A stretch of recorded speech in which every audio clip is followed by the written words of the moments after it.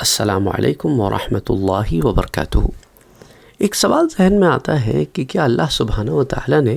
ہم سب کو مٹی سے ہی بنایا ہے، یا صرف آدم علیہ السلام مٹی سے بنے ہیں؟ ہم سب مٹی سے نہیں بنے، بلکہ صرف آدم علیہ السلام کی اولاد ہونے کی نسبت سے ہمیں یہ کہا گیا کہ تم مٹی سے بنے ہو، کیونکہ اللہ نے قرآن میں فرمایا ہے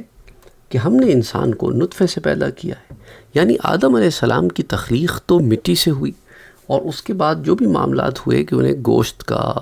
کھال کا، مسلز وغیرہ تمام معاملات ہوئے، اور اس کے بعد ان کے بعد جتنے لوگ تخلیق کیے گئے وہ پھر آگے نطفے سے ہی معاملہ چلا، جیسے سورۃ النحل میں آتا ہے، اور اب اسی طرح سورۃ الدہر میں بھی آتا ہے کہ بے شک ہم نے انسان کو مخلوط نطفے سے پیدا کیا۔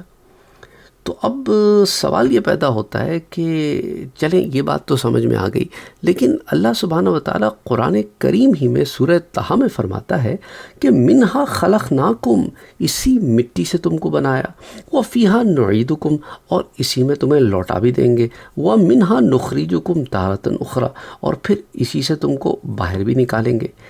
تو اسی زمین سے ہم نے تم کو پیدا کیا ہے، اسی میں تم کو لوٹائیں گے، اسی سے تم کو دوبارہ پیدا کریں گے، لیکن ہم تو نطفے سے پیدا ہوئے ہیں، ہم مٹی سے تو پیدا نہیں ہوئے، تو پھر اللہ نے ایسے کیوں کہا؟ دیکھیں، جیسا میں نے آپ سے عرض کیا کہ یہ جو سوال ذہن میں آتا ہے، اس کا جواب ایک تو یہ کہ ہمارے جد امجد حضرت آدم علیہ السلام ہے، اور وہ ہماری اصل ہے، اور ان کو اللہ نے مٹی سے پیدا کیا ہے۔ تو چونکہ اصل انسان کو اللہ نے مٹی سے پیدا کیا ہے، تو اس وجہ سے فرمایا کہ ہم نے تم کو زمین سے پیدا کیا ہے۔ ایک اور صورت میں اللہ تعالیٰ نے جیسے فرمایا نا، میں نے آپ سے ذکر کیا سورۃ المومنون میں، اللہ فرماتے ہیں کہ پیچھے ہم نے انسان کو مٹی کے خلاصے سے پیدا فرمایا، پھر ہم نے اس کو مضبوط جائے قرار میں نطفہ بنا کر رکھا، پھر ہم نے نطفے کو جمع ہوا خون بنا دیا، پھر جمے ہوئے خون کو گوشت کی بوٹی بنا دیا، پھر گوشت کی بوٹی سے ہڈیاں بنائیں، پھر ہڈیوں کو گوشت پہنا دیا، پھر ہم نے اس میں روح ڈال کر ایک اور مخلوق بنائے۔ سو اللہ بڑی برکت والا ہے، جو سب سے بہتر بنانے والا ہے۔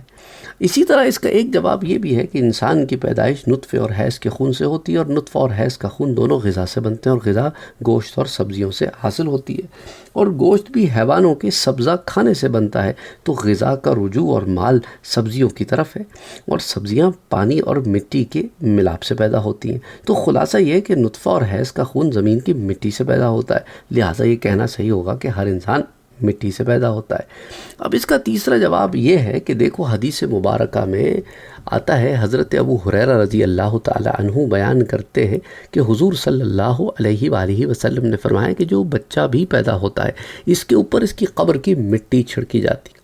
اور اس روایت کو حلیۃ الاولیاء میں روایت کیا گیا، جلد 2 صفحہ 318، حدیث نمبر 2389۔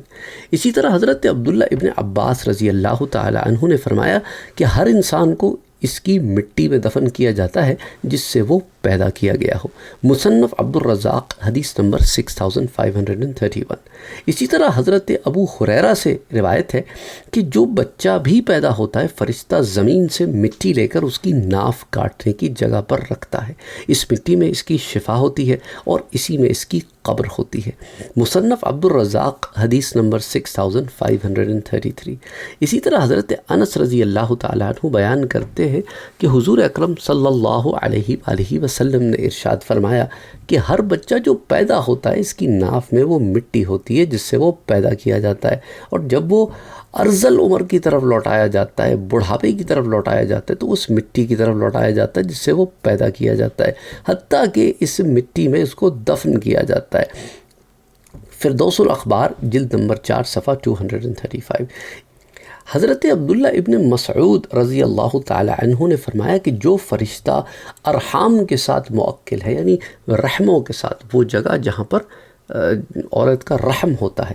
وہاں پر جو فرشتہ موکل ہے، وہ رحم سے نطفہ لے کر اپنی ہتھیلی پر رکھتا ہے، اور کہتا ہے کہ اب رب یہ پیدا کیا جائے گا یا پیدا نہیں کیا جائے گا، اے رب اس کا رزق کتنا ہے، اے رب اس کے اعمال کیسے ہیں، اے رب اس کی مدت حیات یعنی زندگی کتنی ہے۔ پھر جس جگہ اس کو دفن کیا جائے گا، وہاں کی مٹی لے کر اس کو نطفے کے ساتھ گوندتا ہے۔ قرآن مجید میں ہے کہ منہا خلقناکم وفیہا نعیدکم، تو یہ نوادر الاصول میں روایت آتی ہے، جلد 1 صفحہ 67 پر، اور امام احمد رضا خان بریلی رحمۃ اللہ علیہ لکھتے ہیں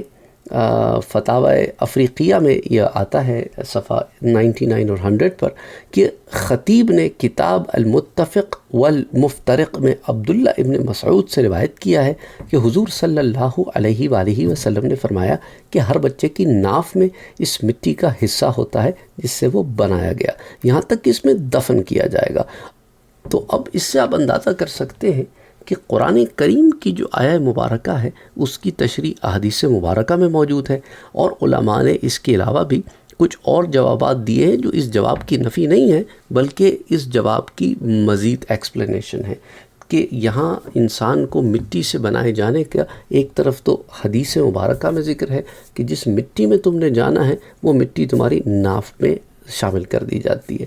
تمہارے نطفے میں گوندھ کر داخل کر دی جاتی ہے، اور دوسری چیز کہ تم جب اس دنیا میں آتے ہو تو افزائش تمہاری مٹی سے ہوتی ہے، اور اس کے اندر ایک یہ بھی پوائنٹ ہے کہ حضرت آدم علیہ السلام کی کریشن جو انسانیت کی اصل ہے وہ مٹی ہے۔ تو مختلف چیزوں کو سامنے رکھ کر قرآن کریم کی مختلف آیات کو سامنے رکھ کر یہ بات سمجھنے میں آسانی ہو جاتی ہے کہ آیا اس آیہ مبارکہ کا مکمل کمپلیٹ مقصد کیا ہے۔ السلام علیکم ورحمۃ اللہ وبرکاتہ۔ Don't forget to like, share, comment and subscribe to Sayyid Saad Qadri.